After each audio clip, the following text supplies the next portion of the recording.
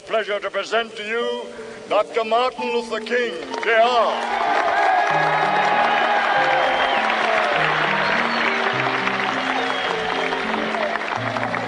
I am happy to join with you today in what will go down in history as the greatest demonstration for freedom in the history of our nation.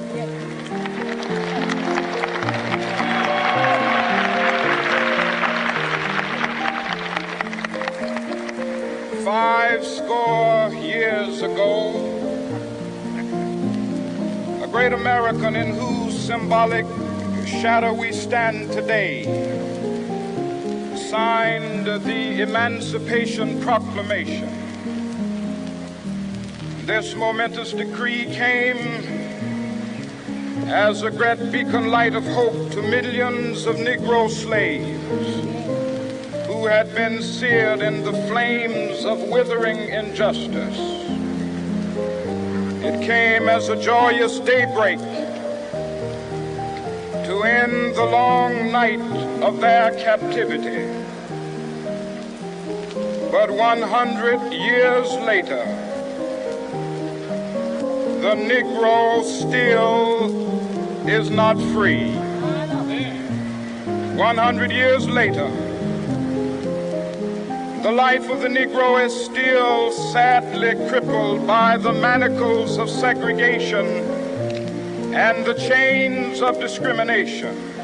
100 years later, the Negro lives on a lonely island of poverty in the midst of a vast ocean of material prosperity. 100 years later, the Negro is still languished in the corners of American society and finds himself in exile in his own land. So we've come here today to dramatize a shameful condition. In a sense, we've come to our nation's capital to cash a check. When the architects of our republic wrote the magnificent words of the Constitution and the Declaration of Independence, they were signing a promissory note to which every American was to fall heir. This note was a promise that all men, yes, black men as well as white men, would be guaranteed the unalienable rights of life, liberty, and the pursuit of happiness. It is obvious today that America has defaulted on this promissory note insofar as her citizens of color are concerned. Instead of honoring this sacred obligation, America has given the Negro people a bad check, a check which has come back marked insufficient funds.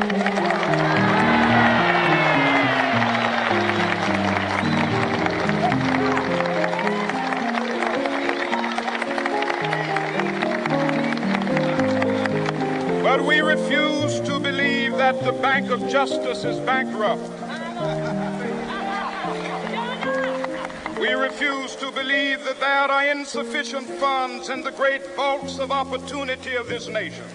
And so we've come to cash this check, a check that will give us upon demand the riches of freedom and the security of justice.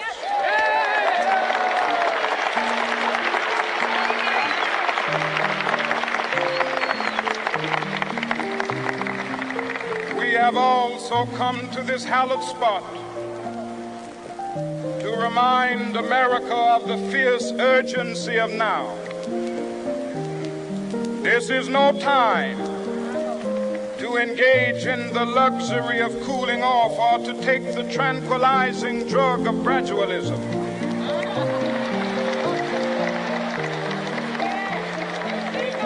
Now is the time to make real the promises of democracy.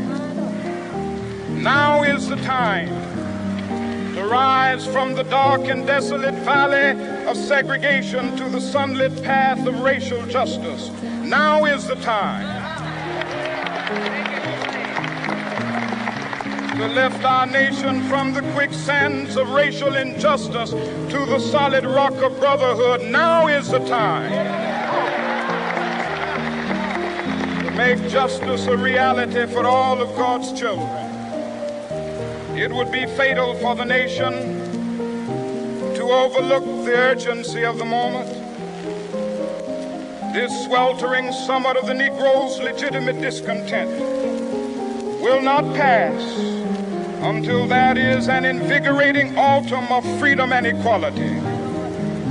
1963 is not an end, but a beginning. Those who hoped that the Negro needed to blow off steam and will now be content will have a rude awakening if the nation returns to business as usual.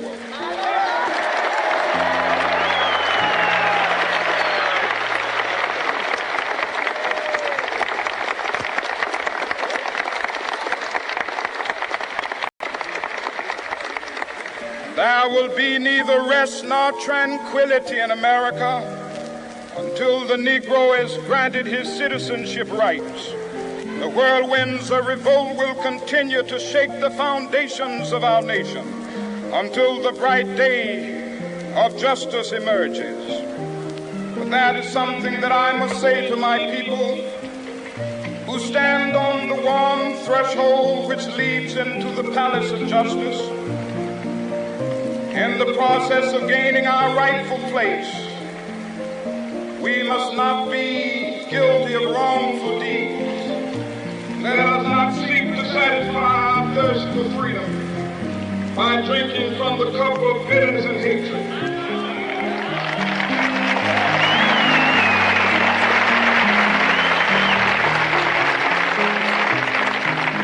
We must fail to conduct our struggle on the high plane of dignity and discipline. We must not allow our creative protest to degenerate into physical violence. Again and again, we must rise to the majestic heights of meeting physical force with soul force. The marvelous new militancy which has engulfed the Negro community must not lead us to a distrust of all white people. For many of our white brothers, as evidenced by their presence here today, have come to realize that their destiny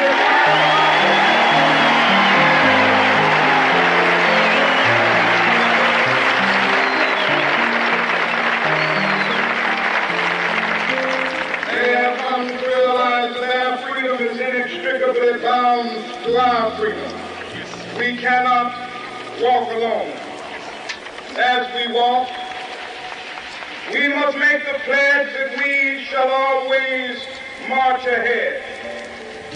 We cannot turn back. There are those who are asking the devotees of civil rights, when will you be satisfied? We can never be satisfied as long as the Negro is the victim of the unspeakable horrors of police brutality.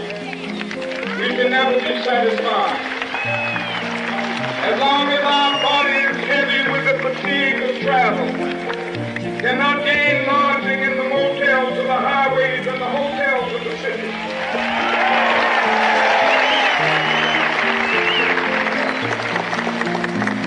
We cannot be satisfied as long as a Negro in Mississippi cannot vote and a Negro in New York believes he has nothing for which to vote.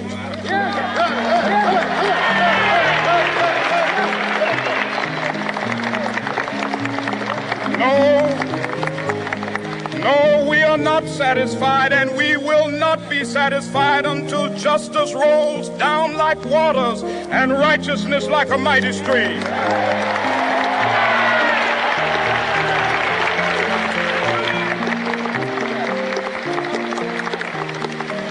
I am not unmindful that some of you have come here out of great trials and tribulations.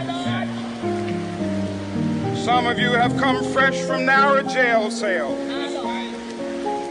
Some of you have come from areas where your quest for freedom left you battered by the storms of persecution and staggered by the winds of police brutality. You have been the veterans of creative suffering. Continue to work with the faith that unearned suffering is redemptive.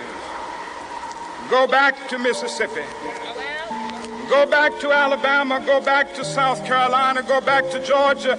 Go back to Louisiana. Go back to the slums and ghettos of our northern cities, knowing that somehow this situation can and will be changed. Let us not wallow in the valley of despair.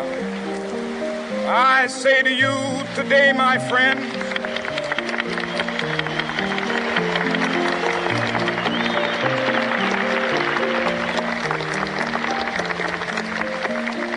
so even though we face the difficulties of today and tomorrow, I still have a dream. It is a dream deeply rooted in the American dream. I have a dream that one day this nation will rise up and live out the true meaning of its creed. We hold these truths to be self-evident, that all men are created equal.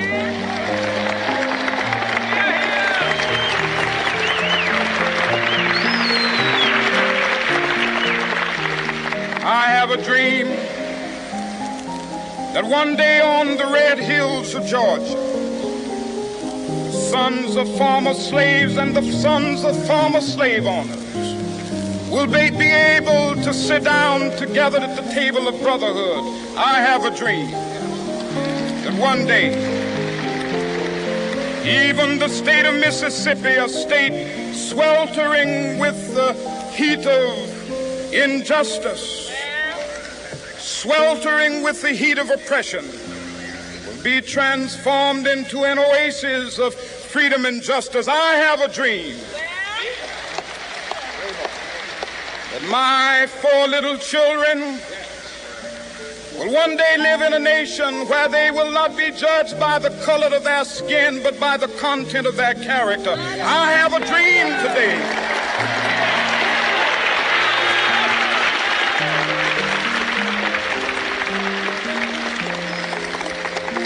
I have a dream that one day down in Alabama, with its vicious racists, with its governor having his lips dripping with the words of interposition and nullification, one day right there in Alabama, little black boys and black girls will be able to join hands with little white boys and white girls as sisters and brothers. I have a dream today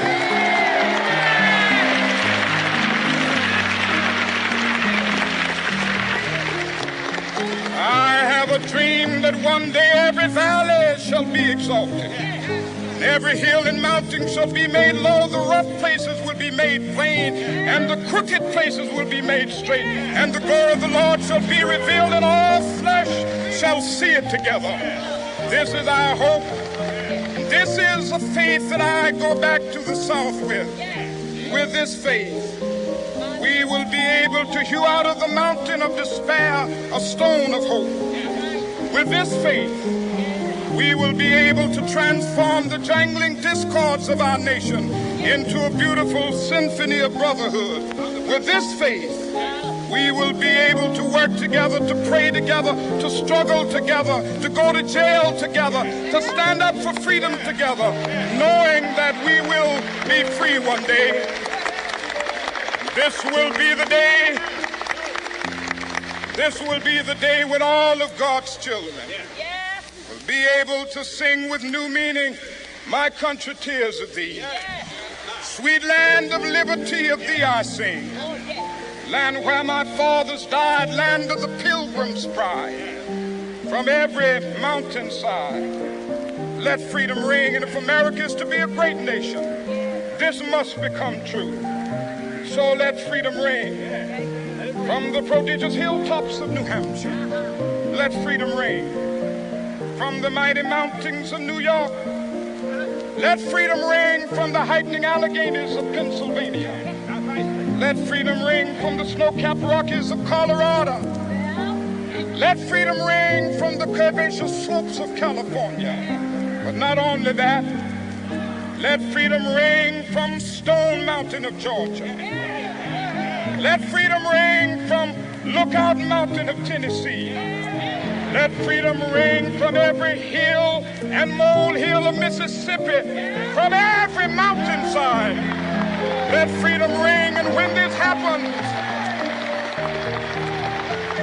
when we allow freedom ring, when we let it ring from every village and every hamlet, from every state and every city, we will be able to speed up that day when all of God's children, black men and white men, Jews and Gentiles, Protestants and Catholics, will be able to join hands and sing in the words of the old Negro spiritual, free at last, free at last. Thank God Almighty, we are